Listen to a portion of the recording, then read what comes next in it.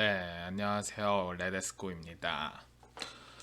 오늘은 그 과학기술 창작문예 공모전 2004년도 2004년도 단편 수상작 박성환 작가님의 레디메이드 보살 읽어보도록 할게요. 간단하게 말씀을 드리자면 그런 생각에서 나온 책이에요. 만약에 로봇이 깨달음을 얻어서 부처님이 된다면 이라는 상상 속에서 그려졌고요. 그 세 명의 감독이 만든 지구멸망 보고서라는 옴니버스식 영화가 있어요. 그 영화에 이제 김지훈 감독님이 만드신 그 두 번째 영화의 이제 원작이 된 그 소설입니다. 재밌으니까 한번 읽어보도록 합시다.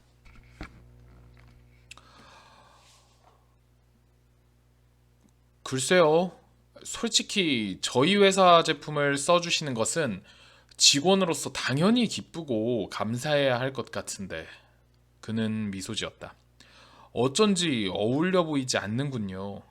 절에서 로봇을 사용한다는 건 말이죠. 스님은 미소로 답했다. 사실 옛날부터 계속 제기된 문제입니다. 사원의 현대화란. 잠시 후 스님이 입을 열었다.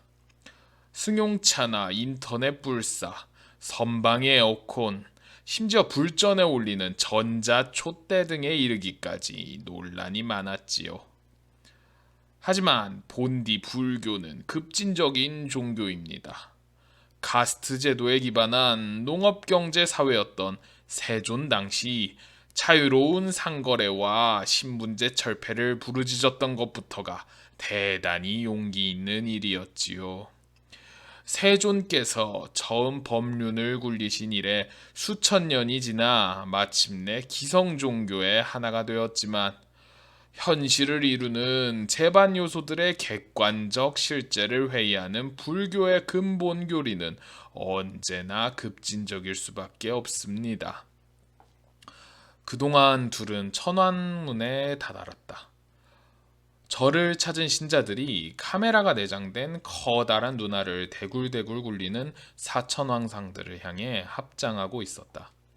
망설이는 그에게 스님은 방긋 웃으며 한 손을 앞으로 내밀었고 그는 속으로 감사하며 성큼 문턱을 넘어섰다.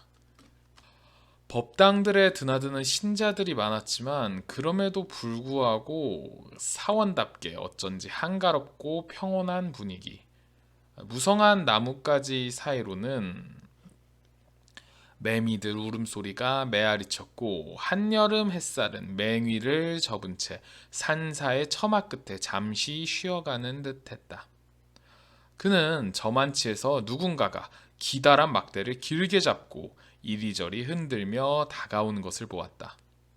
막대의 끝은 땅에다 질질 끌렸고 흔들림에 따라 흙먼지가 풀풀 일었다. 자세히 보니 막대의 끝은 가늘게 쪼개져서 더욱 먼지가 잘 끌리게 되어 있었다. 다음 순간에야 그게 말로만 듣던 빗자루라는 것을 깨달았다. 그는 미소 지었다. 정말 절답군. 정말 절다워.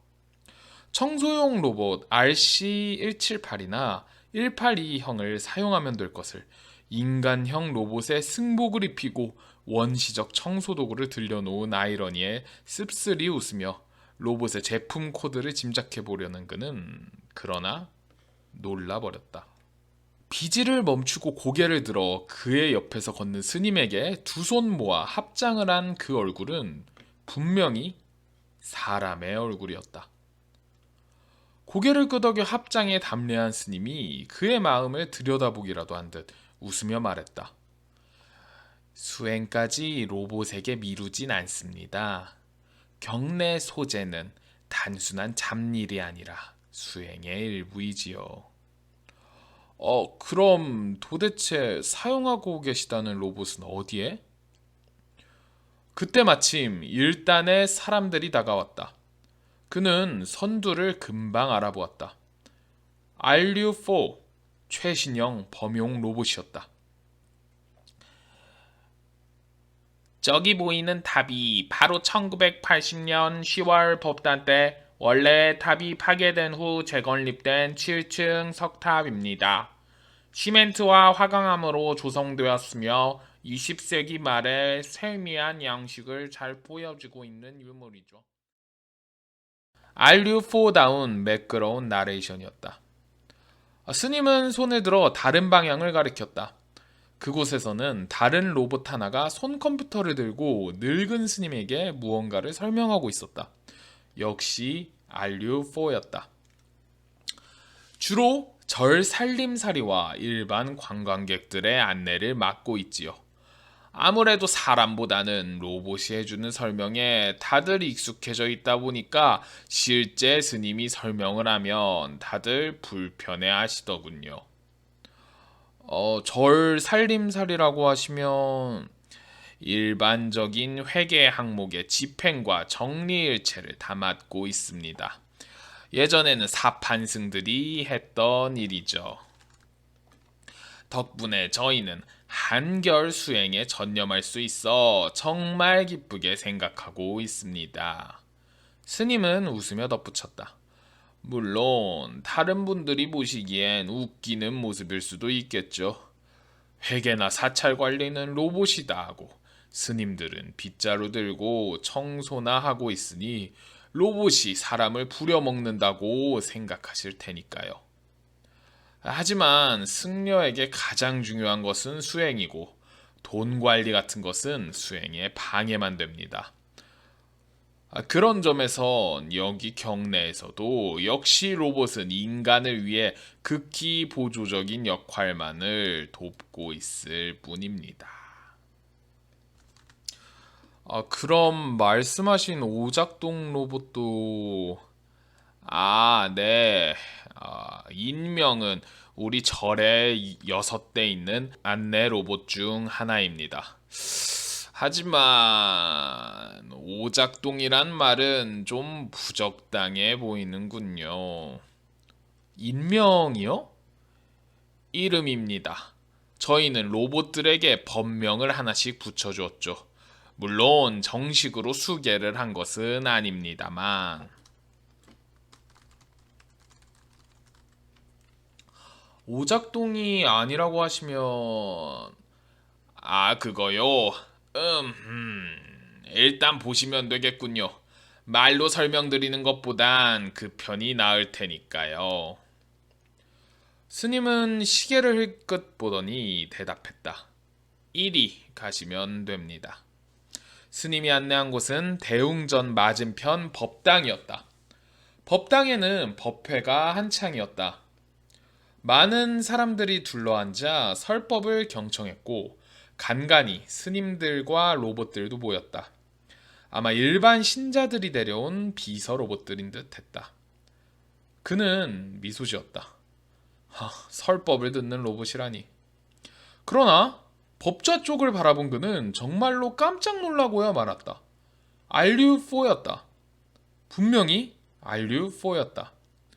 범용 인간형 로봇 시리즈 제4형 모델 중 하나가 수많은 신자와 스님들에게 설법을 하고 있었다. 설마 설법도 로봇에게 맡기신 겁니까? 그는 속삭이듯 스님에게 물었다. 아니요, 인명은 지금 비번입니다. 일반적인 안내 업무가 끝나면 저렇게 자신의 깨달음을 사부 대중에게 전하는 거죠. 스님이 대답했다.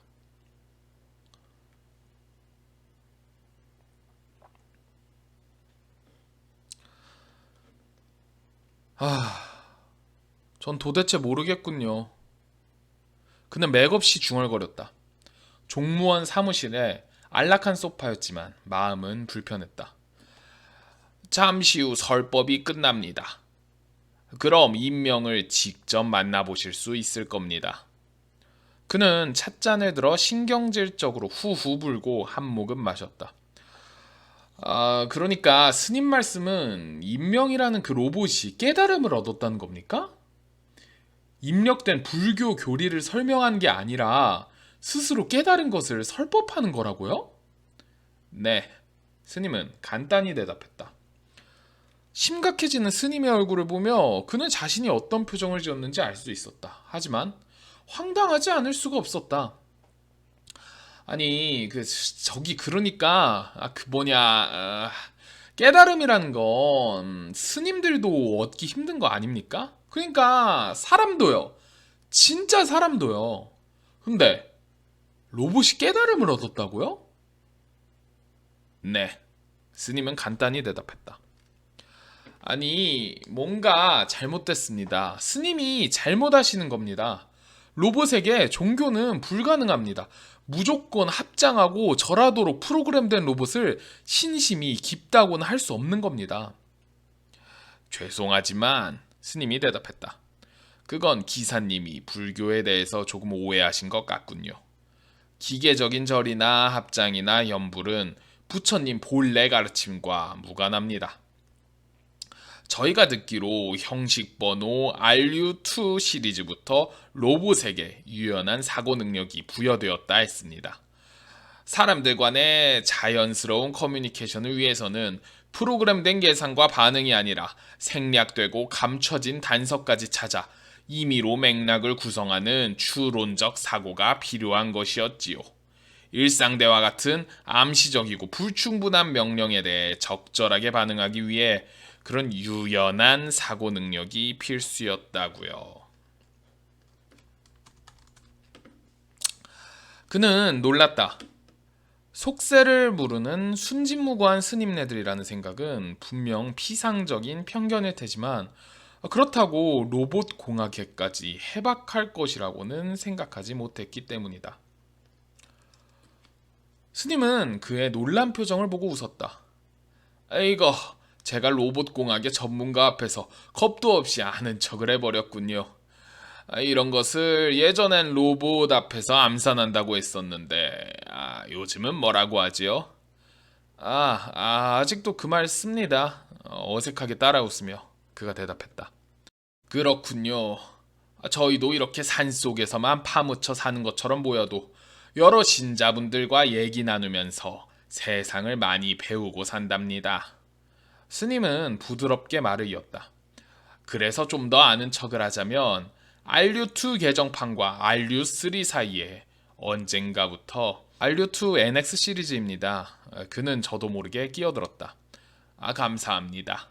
RU2 NX 시리즈부터 자기 인식이 가능하게 되었다고 들었습니다.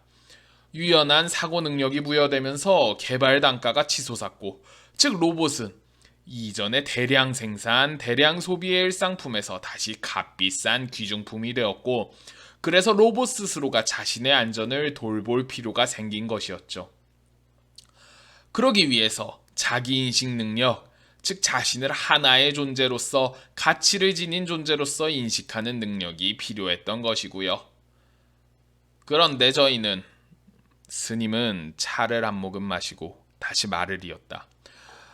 그 자기인식 능력이라는 게 단순히 자기보호 명령을 수행하기 위한 대상인식 능력만은 아니지 않을까 생각합니다. 실제로 아시겠지만 많은 로봇 전문가들과 철학자들 사이에서 자기인식 능력이 자의식을 의미하는 것이 아닌가 하는 논의가 진행 중이라고 들었습니다. 그는 고개를 끄덕였다. 그리고 저희는 RU 시리즈 특유의 유연한 사고 과정과 연관지어 보면 이 자기인식 기능이 자아 개념의 인식으로 이어질 수 있다고 생각합니다. 스님은 한 모금 차를 더 마시고 말을 끝맺었다. 부처님의 가르침의 핵심 중 하나는 고정된 자아의 부정입니다. 그러기 위해선 먼저 자아의 인식이 선행되어야 하지요. 자아 개념을 가진 로봇 인명은 비번 시간에 불교 교리를 공부하고 그 결과를 다시 자기 자신의 자아에 적용함으로써 스스로 인식한 자아를 부정하고 해탈의 경지로 나아갔습니다. 물론 로봇이라는 특성상 어쩌면 이미 없는 개념인 자아는 그로서는 애초에 부정할 필요부터가 없었던 건지도 모르겠습니다마는 어쨌든 그의 설법을 들은 여러 스님들은 이미 인명의 성취를 인정한 상태입니다. 그러면 저를 부르신 것은 그는 힘들게 말을 쥐어짰다. 네, 인명의 오작동을 체크하고 수리하는 것이 아니라 인명의 상태를 로봇 공학의 실무자 입장에서 판정해 주십사 정한 것입니다. 스님은 명쾌하게 대답했다. 2장 끝이고요. 이제 3장 할 건데 3장 하기 전에 말씀드리자면 제가 이제 다시 한번 설명을 드리자면 이번 소설은 박성환님의 레디메이드 보살이라는 소설이고요. 과학기술 창작문의의 단편에서 2004년도 수상작이고요. 지구멸망 보고서라는 영화가 있거든요. 3명의 감독이 각자 따로 다른 영화를 만들어서 이거 하나로 합쳐서 개봉을 한 적이 있었는데 그 중에 두 번째 영화 그 놈놈놈의 김지훈 감독님이 만드신 영화의 원작이 된 소설인데 제가 이거 하나만큼은 장담해 드릴 수 있습니다. 이거 재밌어요. 끝까지 보고 가셔도 후회하지 않습니다. 물론 졸리시면 주무셔도 유튜브로 제가 이번 거는 올리도록 하겠습니다.